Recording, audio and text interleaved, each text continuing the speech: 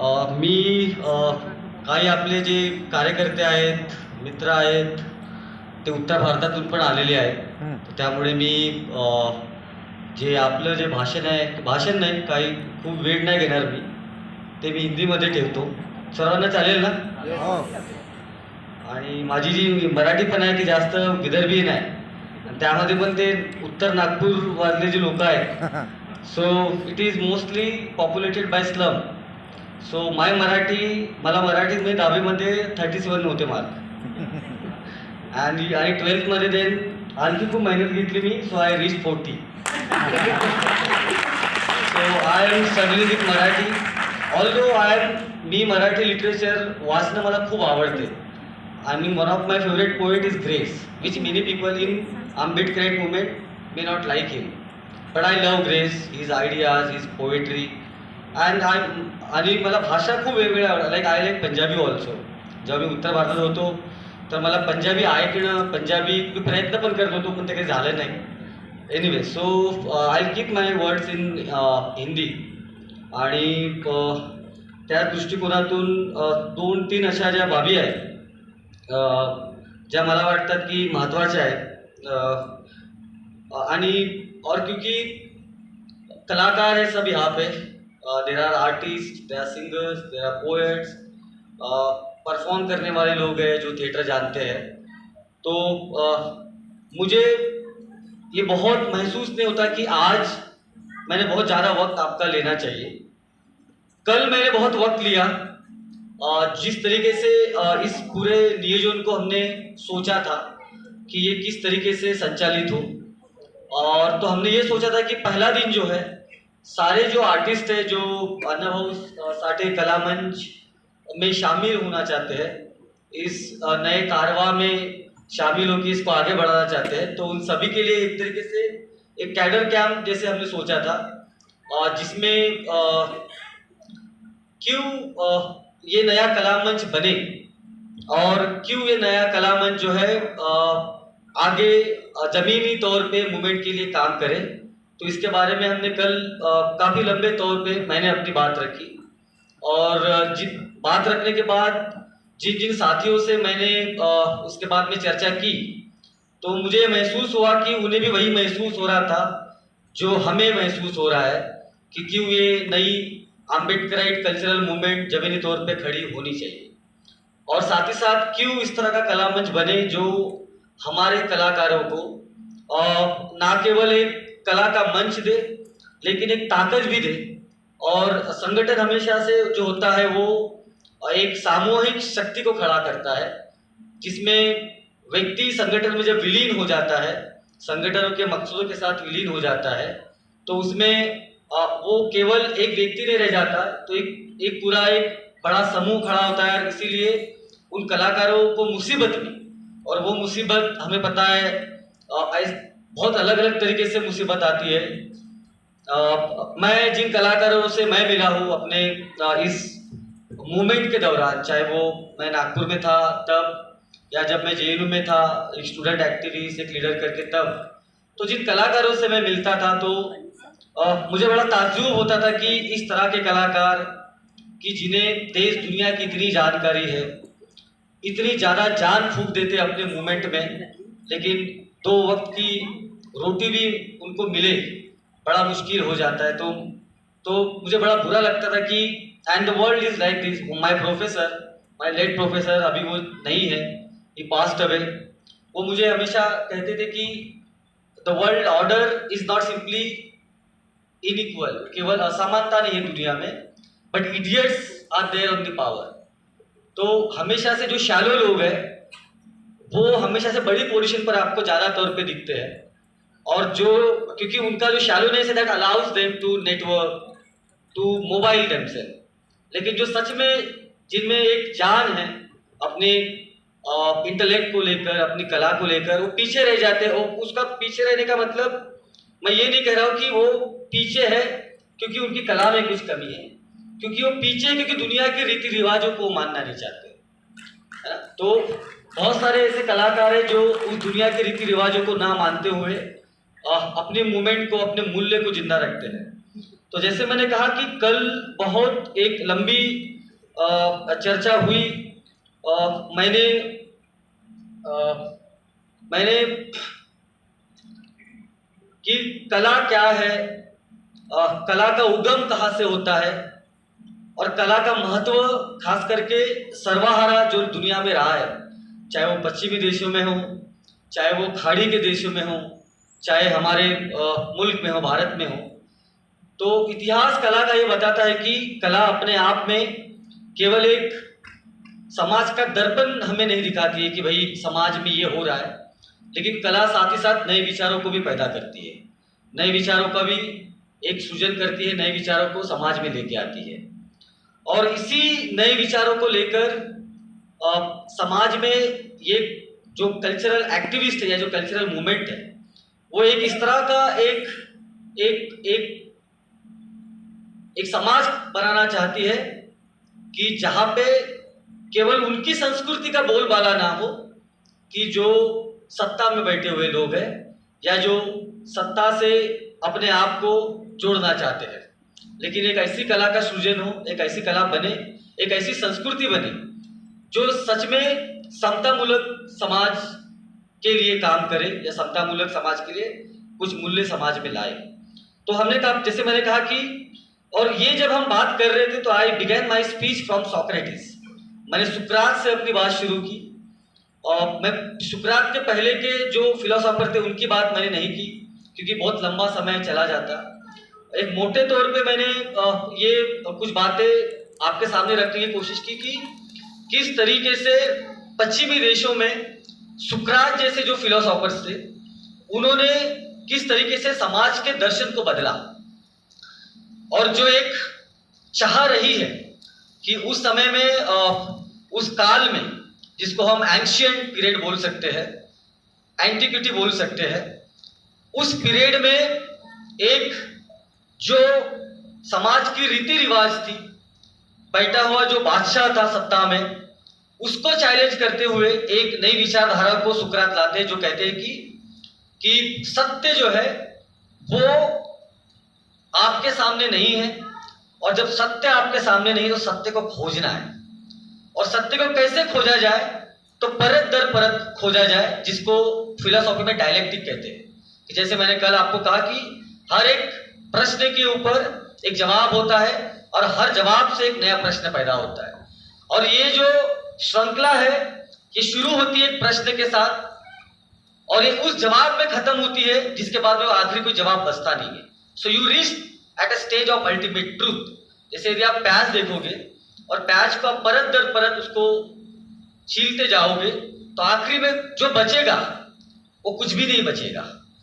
So then the philosophy comes at a stage that the truth is nothing but nothingness, जो Buddhism में भी है कि there is nothing that nothing exists। Buddha कहते हैं कि भाई everything is in the flux, जो है कुछ भी जो है परमानेंट नहीं है, everything is into the flux, और सभी जो है जो नियम है, जो सृष्टि का नियम है, बदलाव का नियम है, तो कुछ कुछ रुकता नहीं। तो इसलिए सत्य जो है वो कभी एक जगह ठहरता नहीं है, ना वो एक जगह पे है। तो सत्य जो है वो हमेशा एक निरंतर काल के लिए आपको ढूंढना है, और ये ढूंढने की मूवमेंट है, जो सत्य को ढूंढने की मूवमेंट है, इस मूवमेंट ने पश्चिमी देशों में उन सारी परंपराओं को तोड़ा जो परंपराएं गुलामों के लिए बनाई गई थी, जो परंपराएं बादशाहों ने बनाई थी, जो परंपराएं रूलिंग क्लास ने बनाई थी, और भारत में हम इसे रूलिंग कास्ट भी कह सकते हैं। और उस परंपरा को तोड़ते हुए सत्य की खोज में एक नई विचारधारा हमारे सामने आई, जो थी जिसको बहुत लोग कहते हैं कि रैशनैलिटी, कि आप तर्क के शक्ति के साथ में सत्य को खोज सकते हैं। जो पश्चिमी देशों में तर्क के साथ में सत्य को खोजने की परंपरा थी, वो बहुत सारे खाड़ी के देशों में, जिसको हम अरेबिक कंट्रीज कह सकते हैं, या भारत जो एशियन कंट्रीज में, वहां पे बहुत बार जो है वो भक्ति से भी कोशिश की गई कि उस सत्य को ढूंढा जाए, चाहे वो संत रविदास जी की भक्ति हो, चाहे वो अलग अलग कबीर हो, चाहे अलग अलग जो संत रहे हुए हो, तो उनकी जो भक्ति थी या जो सूफीज्म हम यहाँ पे देखते हैं मिडवेल टाइप पे, तो हर समाज में अलग अलग तरीके से बने हुए नीति नियमों को तोड़ते हुए पश्चिम ने तर्क का सहारा लिया कि तर्क का इस्तेमाल करके, डायलेक्टिक का इस्तेमाल करके आप अल्टीमेट ट्रूथ तक पहुंच सकते हो। भारत में या इस तरह के देशों में भक्ति का सहारा लिया गया एक, और वो भक्ति जो रही है उसने भी समाज के उन नियमों को तोड़ा जो नियम, जैसे मैंने कहा कि जब रविदास अपनी भक्ति करते हैं तो उस भक्ति में वो बोलते हैं कि द वेदास आर वर्थलेस, जो लिखा गया है वेदों में वो वर्थलेस है, उसकी कोई कीमत नहीं है, वो कुछ है ही नहीं। और इसीलिए वो जो जिस समाज की कल्पना वेद करते हैं वो कहते हैं कि ये जो समाज है ये तो गुलामी का समाज है, और इसीलिए एक नए समाज की कल्पना रविदास करते हैं उस समय में, जिसको हम ऐतिहासिक दृष्टिकोण से मिडवेल टाइम कह सकते हैं, मध्ययुगीन भारत कह सकते हैं। और उस मध्ययुगीन भारत में वो एक नए समाज की, जिसको आज के तारीख में हम मॉडर्न समाज कह सकते हैं, वो बेगमपुरा की कल्पना करते हैं, जहां पे ना कोई छोटा है ना कोई बड़ा है, जहां पे ना कोई जेंडर है, जहां पे ना कोई जात है ना कोई परंपरा है, हर कोई व्यक्ति जो है सब बराबर है, जिसको बेगमपुरा कहते हैं ना कोई छोटा सी ना कोई बड्डा सी, हदबंदी वाला दर्जा सी, है ना, कोई है ही नहीं। जो जन्मा है वो आइटे नथिंगनेस में जाने वाला है। आप और हम एक दिन जो है उसमें विलीन होने वाले हैं जहां से हम आए हैं। So we in the present are something, in the future we will be nothing, right. तो उस तरह की अलग अलग परंपराएं रही, और इन परंपराओं ने, जैसे मैंने कहा, ट्रेडिशंस को तोड़ा, और जो समाज में नियम थे, उस तरह के जो गुलामी के नियम थे, इसको तोड़ने की कोशिश की, और एक लंबे समय तक अलग अलग मूवमेंट चली। पश्चिमी देशों में गुलामों ने जो गुलामी की संस्कृति थी, जिसको नीचे अपने फिलोसॉफिकल लैंग्वेज में कहते हैं कि राजाओं ने, जब गुलामों ने ये जाना कि राजा को हरा नहीं सकते हैं, कि राजा की ताकत इतनी बड़ी है कि राजा को हरा नहीं सकते हैं, तो गुलामों ने अपनी एक संस्कृति बनाई जिसमें वो राजा को गाली तो दे सकते हैं क्योंकि राजा को हरा नहीं सकते। तो जब आप मॉडर्न टाइम में कुछ जो सोशियोलॉजिस्ट है, कुछ इकोनॉमिस्ट है, उसको सबाल्टर्न रेजिस्टेंस कहते हैं, कि मुझे पता है कि जो मेरे गांव का लैंडलॉर्ड है, जो जमींदार है, वो उसके पास इतनी ताकत है कि मैं उसको उसका बिगाड़ नहीं सकता हूँ, लेकिन गुस्सा तो है, तो फिर क्या करूं, तो फिर चलो कि रात को खेत में जाके थोड़ा अनाज ही बिगाड़ दो, है ना। या फिर मेरी परंपरा ऐसी बनेगी कि मेरे गानों में राजाओं को गाली होगी, और राजा को भी ये पता होगा, लेकिन राजा को पता कि इससे मेरा कुछ नहीं होने वाला है, तो ठीक है ये चलने दो। तो निश्चय कहते हैं कि एक स्लेव मॉरलिटी का जन्म हुआ, जो स्लेव मॉरलिटी भगवान कोई है और ये भगवान हमारा कल्याण करेगा, तो हमें रेजिस्टेंस उतना बड़ा नहीं करना है, हम केवल राजा को गाली दे सकते हैं। और इसीलिए निश्चय कहते हैं कि इसीलिए इन गुलामों की संस्कृति अगर तोड़ना है तो what we need, the death of the god, कि भगवान, अगर गुलामों को अपना रिबेल करना है राजा के खिलाफ, अगर बादशाह को हराना है, तो सबसे पहले निश्चय कहता है कि गुलामों को अपना भगवान मारना पड़ेगा, that the God should be dead. क्योंकि और वही भगवान, और जो भगवान मैं कह रहा हूं या निश्चय भगवान कहते हैं, तो वो केवल एक व्यक्ति नहीं है, वो उस संस्कृति का एक सिंबल है, एक टोटेम है, एक, और हम समझते हैं कि ये हमको हमारा कल्याण करेगा।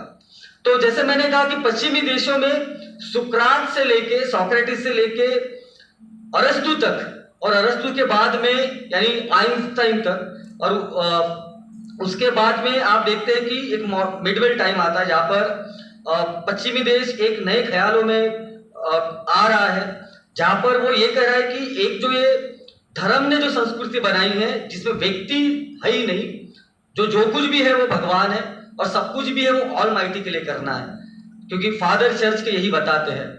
तो कोई स्पेस नहीं है किसी एक व्यक्ति को यह जानने का कि मैं हूं कौन और मेरा उद्देश्य क्या है, इस जीवन का अर्थ क्या है, ये जीवन क्यों बिताया जाए।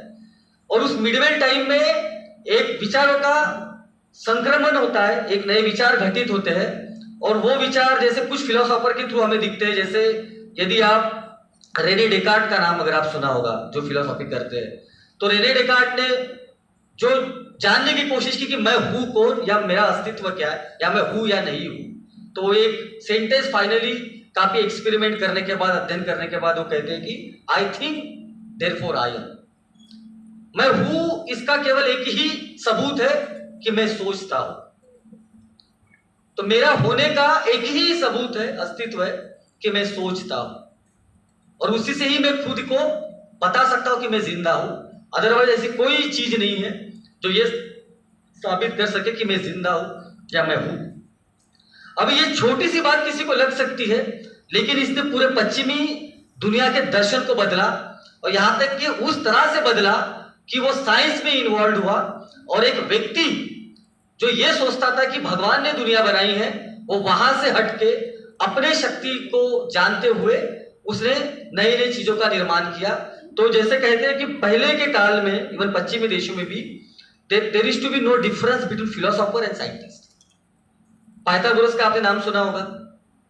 तो जब आप पाइथागोरस को पढ़ते हैं तो पाइथागोरस आपको हु इज अ पाइथागोरस, सब बोलेंगे मैथमेटिशियन है ना, but Pythagoras was philosopher. So Pythagoras का जो उगम है, जो फिलोसॉफी है, जो विचार है, वो विचार फिलोसॉफी से आ रहा है, उस स्पेस से आ रहा है जहां पर वो नए विचारों को गठित कर रहे हैं। और उसी विचारों से एक नई दुनिया पैदा हुई साइंस की। और वो चक्र जैसे शुरू हुआ वो चलता रहा और अभी भी वो चल रहा है। और इसीलिए आप पश्चिमी देशों में देखते हो कि विचार और टेक्नोलॉजी ये दोनों साथ साथ चलती है। अभी यदि अगर आप एआई की बात करोगे तो जब एआई की बात हो रही है तो एआई के साथ साथ एक फिलोसॉफिकल डिस्कोर्स भी उसका है। वो केवल एआई नहीं है, उसके पूर्व में अगर आप जाते हो तो पूरा डिस्कोर्स है। और इसी तरीके से वहां पे समाज घटित हुआ कि लोगों ने यह कहा कि भाई कि अगर इस तरह के विचार है तो किसी संगीतकार ने यह कहा कि ये विचार अभी मैं अपने संगीत में लाऊंगा। किसी मूर्तिकार ने यह कहा कि अगर ये विचार है और ये आजादी के विचार है, ये मानसिक आजादी के विचार है, ये सामाजिक आजादी के विचार है, ये आर्थिक आजादी के विचार है, तो मेरी मूर्ति में ये दिखेगा। तो उसने मूर्ति उस तरीके से बनाई।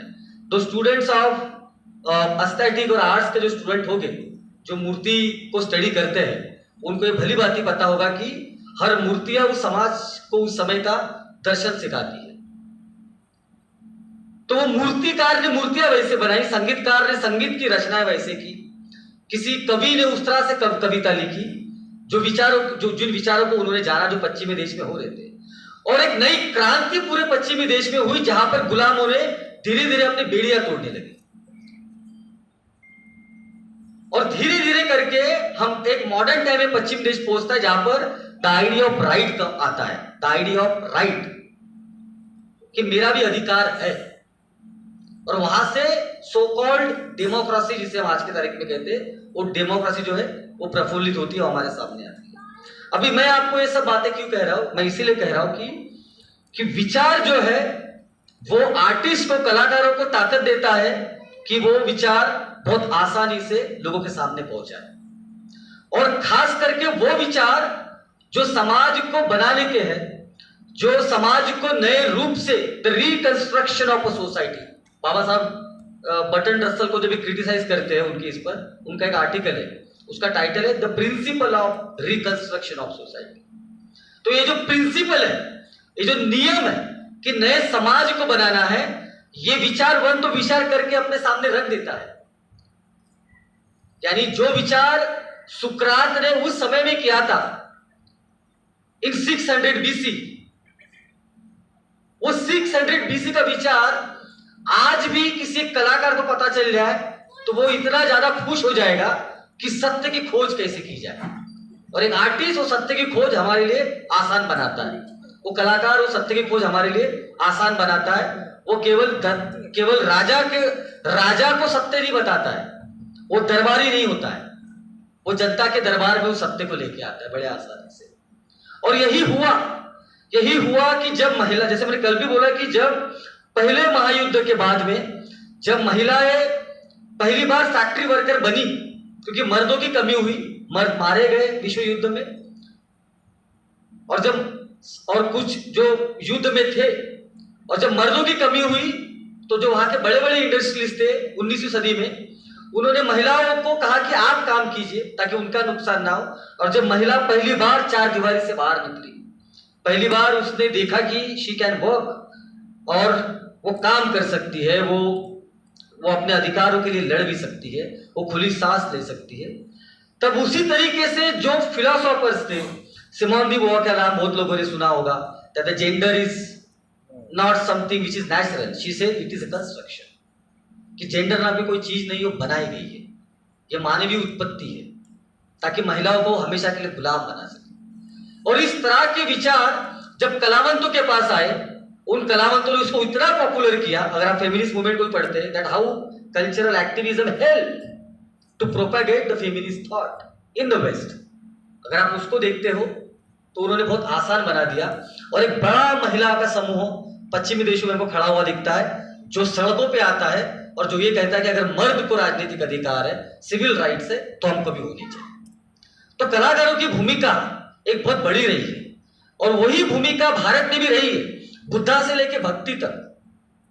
अगर आप बुद्धिज्म के पीरियड को भी देखते हैं तो बुद्धिज्म को केवल मॉन्क जो है, जैसे बुद्धा ने कहा कि भाई आपको जो मेरा जो धम्म है, जो मुक्ति का मार्ग है, जो समानता का मार्ग है, आप जाओ हर दिशा में लेके जाओ, हर उस व्यक्ति के पास लेके जाओ जिसका कल्याण हो सके। बहुजन हिताय बहुजन सुखाय। तो ये केवल मॉन्क नहीं थे जो बुद्धा को साथ में लेके जा रहे थे, वो कलाकार भी थे जो बुद्धा की सत्य के खोज से इतने ज्यादा प्रभावित थे कि जैसे हम कल बात कर रहे थे कि उस पूरे रीजन में, केवल भारत में नहीं, जो आज का अफगानिस्तान आप कह सकते हो, और जो पूरा खाड़ी रीजन है, उस पूरे रीजन में अगर आप बुद्धिज्म का हिस्ट्री देखते हो तो पूरे पहाड़ को ही बुद्धा बना दिया, और पूरे पहाड़ में बुद्धा का सच लिख के रखा। तो समझ नहीं आ रहा करूं क्या, मुझे बस पहाड़, तो पूरे पहाड़ को ही बुद्धा बना दिया। तो जब वो अफगानिस्तान में जो इस्लामिक जो राइट विंग ने वहां पे बुद्धा के उस स्टैचू को तोड़ा, बम से फोड़ा, तो उस स्टैचू की अगर आप हिस्ट्री देखते हो तो आपको ये बताता है कि उस समय के काल में इस तरह के जो स्कल्पचर्स थे, या जो जिन्होंने पहाड़ों को ही बुद्धा बना दिया, जिन्होंने पत्तों में बुद्धिज्म के श्लोक इज नॉट गुड वर्ड, जो धम्म की जो विजडम है वो लिख के रखा, जो संगीतकारों ने पिरोया अपने गानों में, तब भी आपको दिखता है। जो कहानीकार है, जो कहानियां लिखता है, उसने कहानियां लिखी, इसलिए तो आपको जातक दिखता है ना। जातक is a collection of stories of Buddha. ये क्यों दिखता है आपको? क्योंकि उस समय में इन लोगों ने उस ताकत को समझा, और वो बुद्धा कि जिसका विचार हो सकता है एक सामान्य व्यक्ति को, या हर व्यक्ति के पास तो बुद्धा नहीं जा सकते ना, या तो वो सामान्य लोगों तक पहुंचा because of this cultural activist. लेकिन और भक्ति पीरियड में, जैसे मैंने कहा कि रविदास हो, चोखा मेड़ा हो, बाइनाबाई हो, कबीर हो, इस तरह के जितने भी संत थे, इन्होंने भी उन नए विचारों को गठन किया, इसका प्रचार प्रसार किया अपने अभंगों से, अपने रचनाओं से।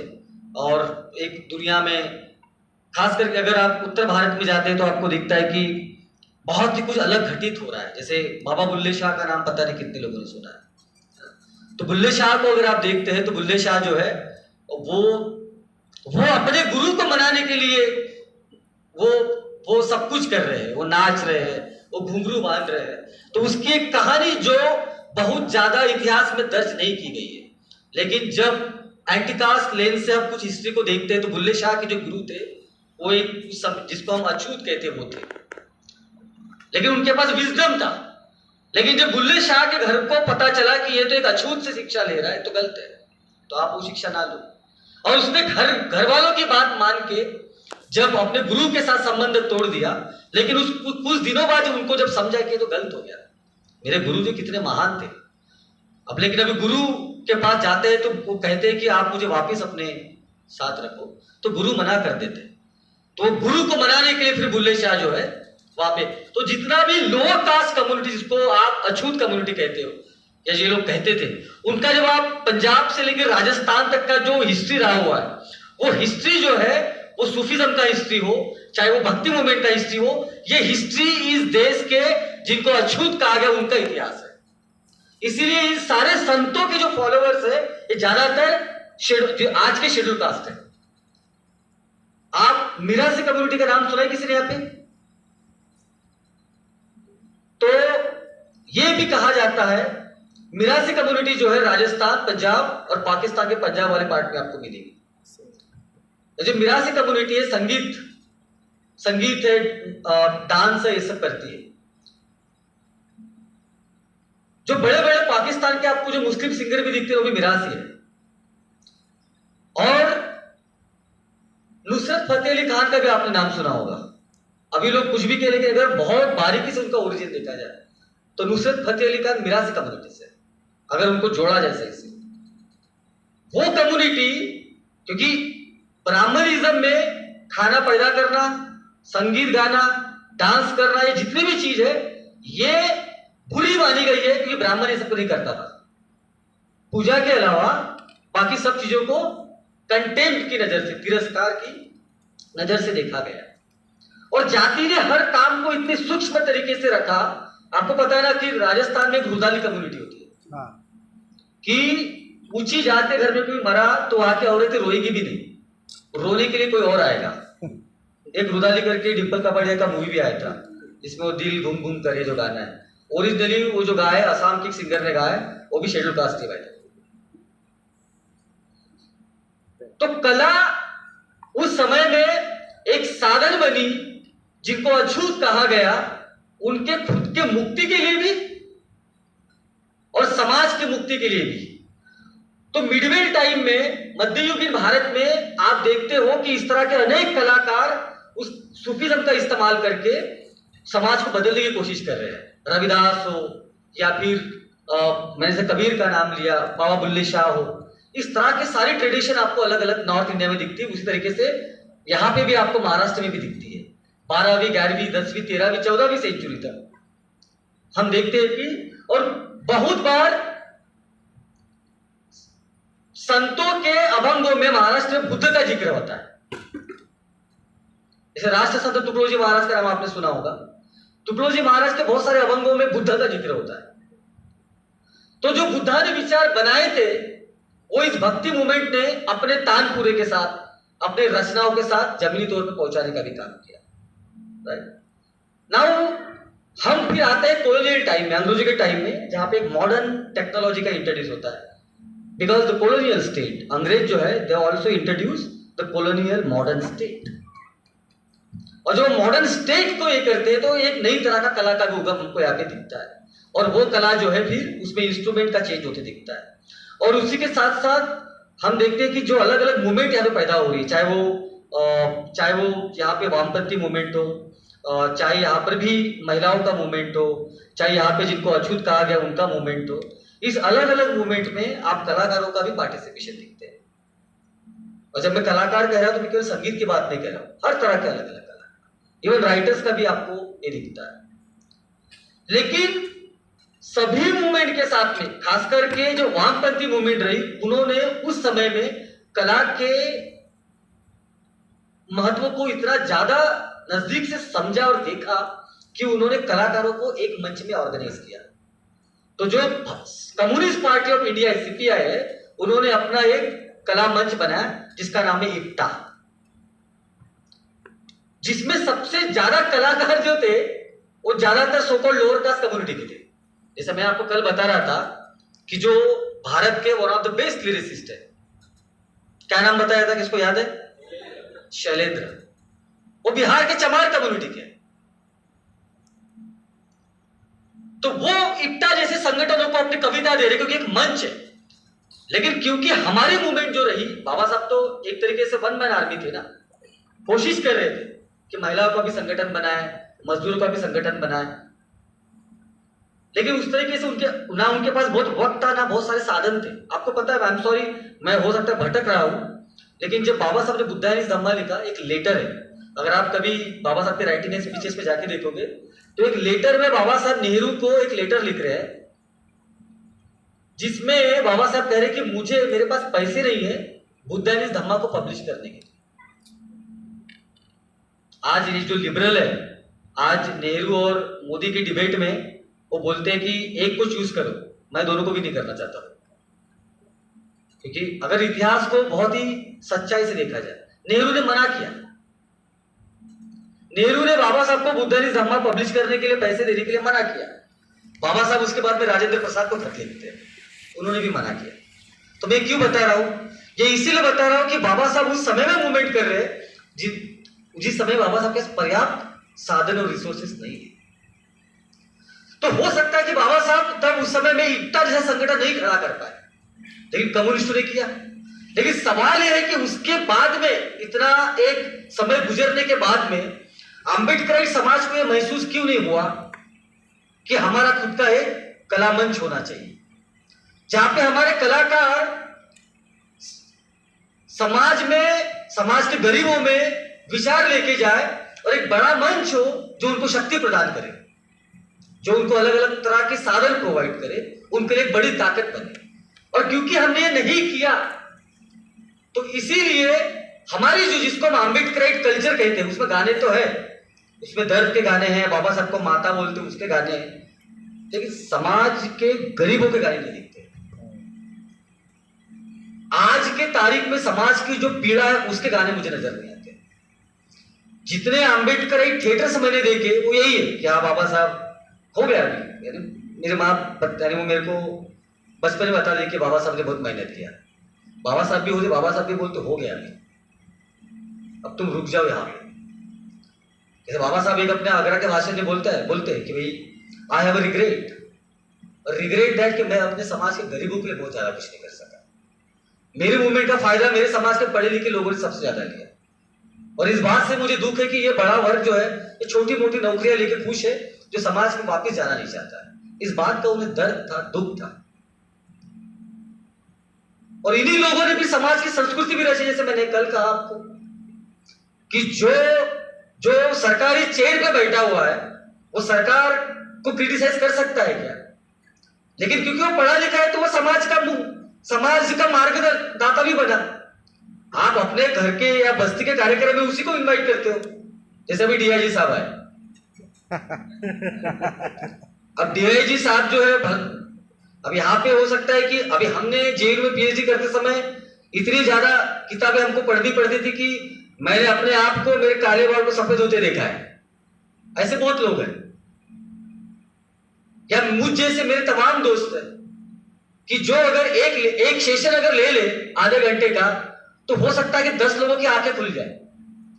लेकिन वो व्यक्ति समाज का मार्गदर्ता नहीं है हमारे समाज में। इस तरह के डीआईजी हो गए क्योंकि उनके पास पावर है, पोजीशन है। अब वो डीआईजी मैक्सिमम क्या बताएंगे? मैं किसी एक व्यक्ति को क्रिटिसाइज नहीं कर रहा, ये दर्पण है समाज। वो क्या बोलेंगे? खूब अभ्यास करा, ऐसा करा तैसा करा, this is the thing, normal. वो तो आप वो बाहर भी जाओगे, किसी को भी पूछोगे जो कभी स्कूल नहीं गया, वो भी बोलेगा हाँ पढ़ाई करने से। मेरी जैसे माँ बोलती थी कि मेरा बच्चा बैरिस्टर बनेगा, अब उसको बैरिस्टर क्या पता ही नहीं है। अभी भी मैं पीएचडी हूँ, मैं बैरिस्टर हूँ, लेकिन वो बोलती है कि मेरा बच्चा बैरिस्टर है। तो मैं उसको समझा कि था क्योंकि मैं बैरिस्टर नहीं हूँ, बट ये नहीं, उसका वही समझता। मैं कहने की कोशिश कर रहा हूँ कि हमने समाज की संस्कृति उन लोगों के हाथों में दी, या समाज की संस्कृति उन लोगों ने बनाने की कोशिश की जो सरकारी चेयर पे बैठे हुए हैं, सरकारी बाबू है, जो क्लर्क है, जो कुछ आईएएस आईपीएस भी हो गए, कुछ डॉक्टर इंजीनियर है, जिनका नॉलेज और कला से कोई संबंध नहीं,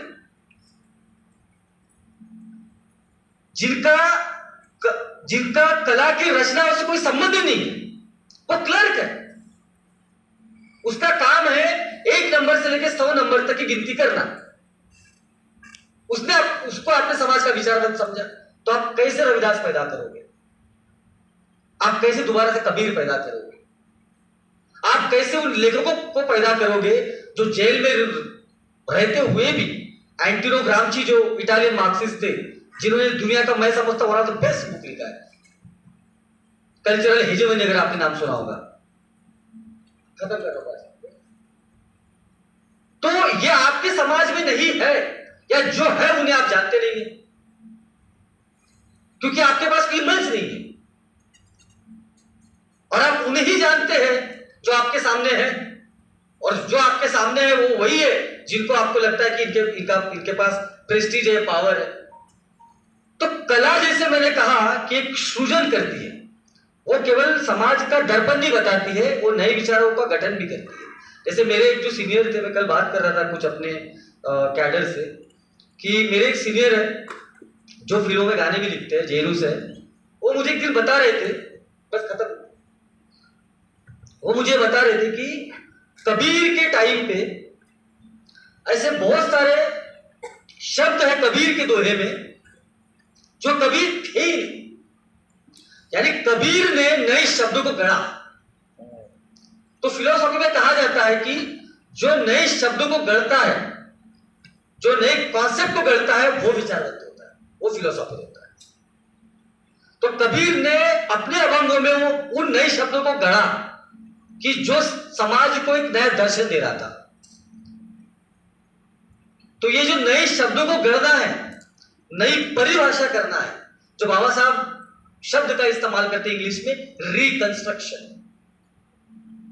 ये अगर रिकंस्ट्रक्शन अगर करना है तो कलावंतों को केवल समाज का दर्पण नहीं दिखाना है, तो समाज के लिए नए विचारों को भी बनाना है, अपने अध्ययनों से, अपने चिंतनों से। और ये तभी होगा जब हम एक समूह का पार्ट बनेंगे। संघ, बुद्धिज्म में व्हाई संघ इज इंपॉर्टेंट, बिकॉज, और अगेन जो फिलोसॉफी में कहते हैं डायलेक्टिक, वो क्यों इंपॉर्टेंट है? क्योंकि वहां पे अगर मैंने कुछ चीजें बोली तो मुझे सवाल पूछा गया, मुझे सवाल पूछा गया, मैंने उस संघ में जवाब दिया, और मेरे जवाब पे दो लोगों ने दो नए प्रश्नों को खड़ा किया, और ये लंबे समय तक चला, और एक फाइनली ऐसे विचारों को पाया गया जो सच में बहुत मजबूत हो। तो ये जो मंच है, ये इस तरह की कला को सामने लेके आएगा कि जो बिकाऊ ना हो, जिसमें केवल तालियां ना बजे। क्योंकि जब कला बिक जाती है तो पेट केवल कलाकार का भरता है। और मैं देख रहा हूं कि अम्बेडकर समाज में अभी दो तरह के कलाकार हैं। एक वो जो संघर्ष कर रहे हैं अपनी कला को जनता के पास पहुंचाने का, जिनके पास बहुत बड़ा मंच नहीं है, और दूसरे ऐसे कलाकार हैं जिनके पास बहुत बड़ा मंच है, जो बादशाह के दरबार या बादशाह को खुश करना चाह रहे हैं। यानी बादशाह को खुश कर रहे हैं, आज की सरकार को खुश करना या जनता को खुश करना। और हम मदहोश हो चुके हैं, एक कुछ मदहोशी में है। अम्बेडकर कल्चरल मूवमेंट अगर आप कहते हो कोई है तो एक मदहोशी में है, ना होश है ना बेहोश है, मदहोश है।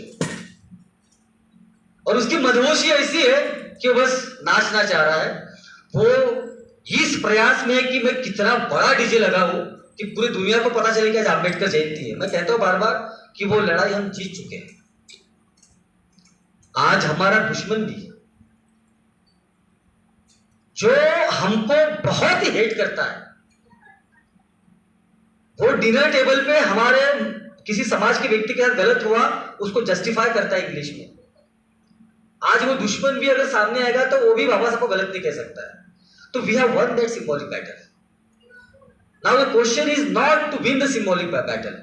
वो सिंबॉलिक लड़ाई हम जीत चुके हैं।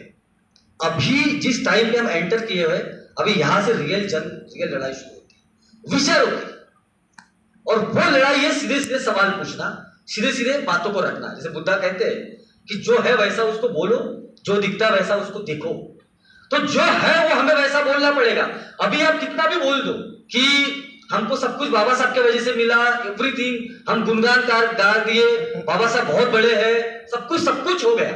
लेकिन सवाल आज ये है कि अगर आपके समाज का अधिकतर वर्ग, जो आपकी मेजोरिटी है, वो अगर गरीबी, भूख और लाचारी से पीड़ित है, तो उसका दर्द आपके गानों में, आपके चित्र में, आपकी कला में आना चाहिए।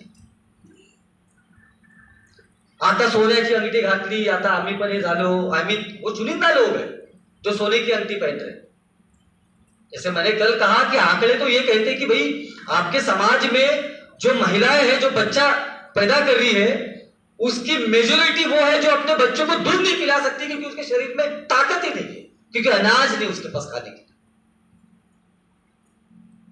आप कभी दूर दराज के इलाकों में आप पता नहीं जाते हो कि जाओ, आप आओ कभी विदर्भ में, अलग अलग हमारी जगह मराठवाड़ा में जाओ, घूमो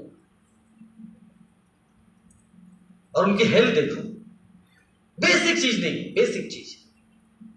तो फिर ये हमारे वो सोने की अंगठी में क्या करूं मिलिंद शिंदे और शिंदे फैमिली की।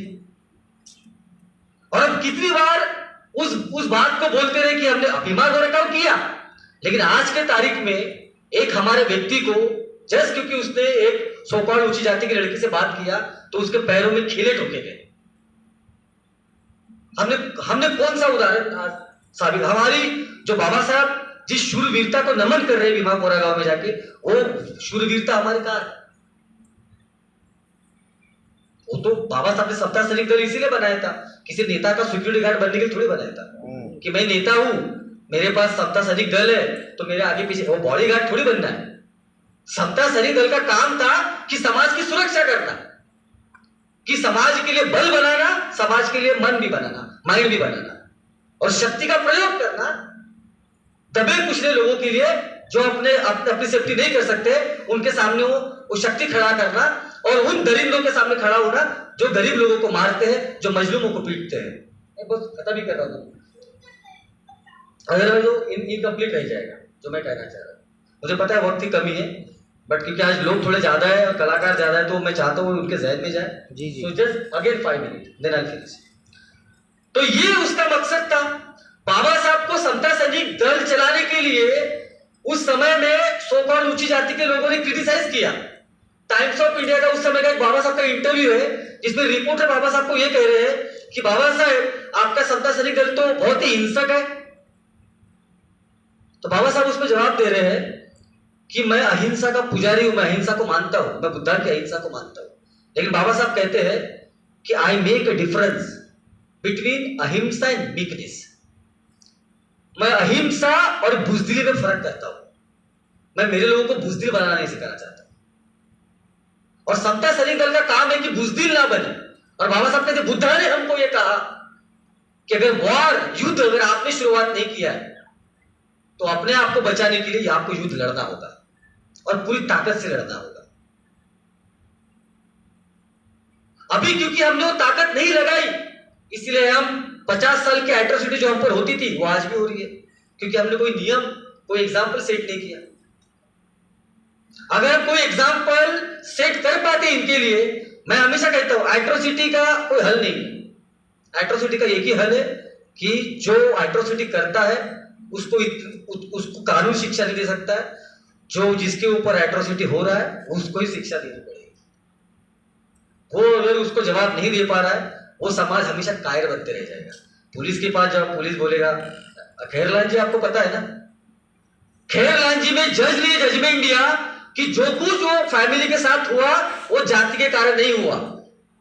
कोर्ट ने उसको एट्रोसिटी नहीं माना, आपको पता है। और आपके गवई जी, जिसको जस्टिस बनने के बाद में हमारे लोग सर पे लेके नाच रहे थे रिप्रेजेंटेशन के नाम पे, समाज के पढ़े लिखों के नाम से, उन्होंने वो जजमेंट दिया बैठा। तो मैं कहना यह आपको चाह रहा हूं कि ये विचार जो समाज को मानसिक रूप से मजबूत करे, जो आपके नए पीढ़ी को यह बताए कि यह अन्याय अभी हम नहीं सहेंगे, या फिर आर्थिक गुलामी के खिलाफ बंद करना है, तो ये बड़ा कला मंच बहुत जरूरी है। और इसीलिए हमने अन्ना भाऊ साठे कला मंच को बनाया। मेरा आग्रह है कि इस कला मंच से जो यहां पर इस मूवमेंट को आगे लेके जाएंगे या जो लेके जाना चाहते हैं, वो ये कला मंच आपको पूरी ताकत देगा। सवाल यह है, हमारे अम्बेडकराइट सिंगर्स, आर्टिस्ट, परफॉर्मिस्ट, आप दरबारी सिंगर बनना चाहते हो, या दरबार में आप लोगों को तालियां बटोरना चाहते हो, या समाज को परिवर्तन करना चाहते हो, चॉइस आपकी है। हम तो हमारी ये लड़ाई शुरू रखेंगे। अगर इस कला मंच में मैं ये आपको आग्रह करता हूं कि हम एक कमेटी बनाए और अपना काम शुरू करें, लेकिन अगर कोई नहीं भी आता है और हमें केवल जैसे 5 लोग भी मिल जाते हैं, तो हम भी ये कला मंच को पूरे भारत में लेके जाना चाहते हैं, पूरे भारत में, और हम लेके जाएंगे। तो इसी के साथ मैं आगे, मैं जेएनयू में मेरे जैसे कहा कि एक बहुत ही सीनियर थे जिनका नाम था राम शंकर विद्रोही जो कविता करते थे, वो जेएनयू में हमारे प्रोटेस्ट था यूजीसी में, वही प्रोटेस्ट वो जेएनयू से पढ़े, लेकिन जो बाकी हायर एजुकेशन था जेएनयू में वो कर रहे थे। तो जो कहानी मैंने सुनी कि उनको उनके प्रोफेसर ने कहा कि आपको तो आप अपना थीसिस लिख के देते हैं ना, उन्होंने कहा मैं लिखूंगा कुछ भी नहीं, जो कुछ मुझे पूछना है मेरे मुंह पर पूछो, मैं बोलूंगा, वही मेरी परीक्षा है। और क्योंकि वो नियम के अंदर नहीं आता है, उन्होंने फेल किया, लेकिन वो जेएनयू जिंदगी भर रहे, आंदोलन में शामिल होते रहे, और उन्होंने कभी कविता लिखी नहीं, कविता केवल बोली जी। और जो उनकी कविता रिकॉर्डेड है किसी और ने लिखी है कि मैंने आपने कविता की, मैंने सुनी और लिख दी, उन्होंने कभी कलम से लिखी नहीं। जो भी रचनाएं की वो मन में की और लोगों के सामने रखी। तो वो जो थे वो कम्युनिस्ट थे, मेरे उनके विचारों में मतभेद था। जो बहुत बार प्रोटेस्ट में जब कभी एक दो बार बात भी उनके साथ हुई तो मतभेद होते थे, लेकिन मुझे ये वो इसलिए अच्छे लगते थे कि अपने कला के साथ बहुत ही कमिटेड है। He was not cheating his craft. He was very true to his ideas. और जो व्यक्ति अपने आइडियाज के साथ ट्रू रहता है, भला वो मेरे विचारों से सहमत ना हो, मुझे उस व्यक्ति की बहुत रिस्पेक्ट है। और उनकी एक कविता जो मुझे सबसे अच्छी लगती है वो है औरत है, जो मैं चाहता हूं कि थोड़ा सा मैं ये करूं। तो वो कहते हैं कि कुछ औरतों ने अपनी इच्छा से कुएं में कूद कर जान दी थी, ऐसा पुलिस के रिकॉर्डों में दर्ज है।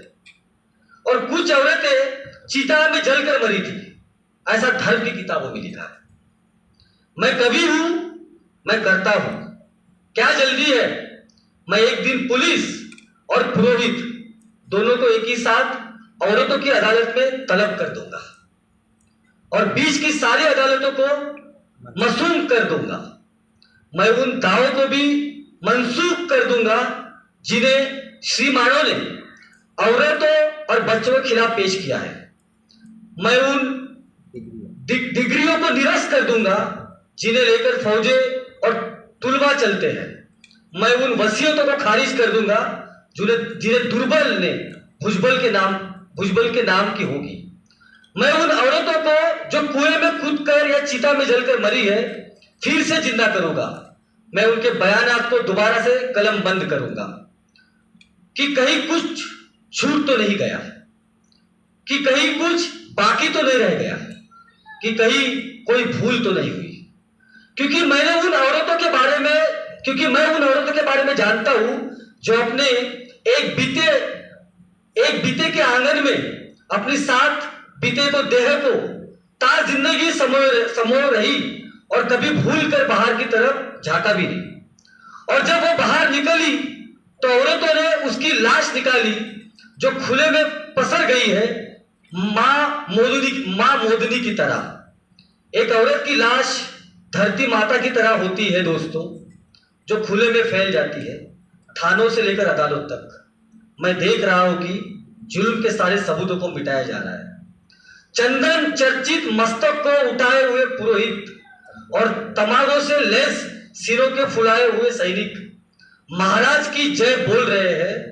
वे महाराज जो मर चुके हैं, वो महारानियां सती होने की तैयारी कर रही है, और जब महारानियां नहीं रहेगी तो नौकरानियां भी नहीं रहेंगी, इसीलिए वे भी तैयारी कर रही है। मुझे महारानियों से ज्यादा चिंता नौकरानी की होती है जिनके पति जिंदा है और बेचारे रो रहे हैं। कितना खराब लगता होगा एक औरत को अपने रोते हुए पति को छोड़कर मरना, जबकि मर्दों को रोती ही औरतों को मारना भी खराब नहीं लगता है। औरतें रोती जाती है, मर्द मारते जाते हैं। औरतें और जोर से रोती है, मर्द और जोर से मारता है। औरतें खूब जोर से रोती है, मर्द इतने जोर से मारते हैं कि वे मरी जाती है। इतिहास में वह पहली औरत कौन थी जिसे सबसे पहले जलाया गया, मैं नहीं जानता, लेकिन जो भी रही होगी मेरी मां रही होगी। लेकिन मेरी चिंता यह है कि भविष्य में वो आखिरी औरत कौन होगी जिसे सबसे अंत में जलाया जाएगा, मैं नहीं जानता। लेकिन जो भी होगी मेरी बेटी होगी और ये मैं होने नहीं दूंगा। Thank you. तो ये उनकी कविता है।